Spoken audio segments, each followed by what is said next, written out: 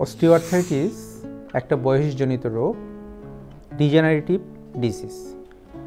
Degenerative ডিজিজটা কি?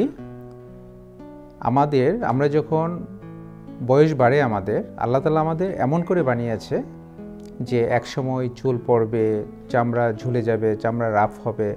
তদ্রূপ আমাদের হাঁটুর জয়েন্টে যে একটা কার্টিলেজ থাকে, ওই কার্টিলেজও ড্যামেজ হইতে থাকে। তো কার্টিলেজ ড্যামেজ হওয়ার সাথে সাথে হাঁটুর জয়েন্টে যেই পানি জাতীয় উপাদান, জেলি লাইক সাবস্টেন্স, ওইটাও কমতে থাকে। অর্থাৎ ওয়্যার অ্যান্ড টিয়ার নামে একটা কথা আছে, ভাঙ্গা গড়ার খেলা। আমাদের শরীরে ঠিক এই জিনিসটাই ঘটে। প্রথম 30 বছর গ্রোথ অনেক বেশি থাকে বলে ওয়্যার অ্যান্ড টিয়ার ওইটা ওই রকম বোঝা যায় না।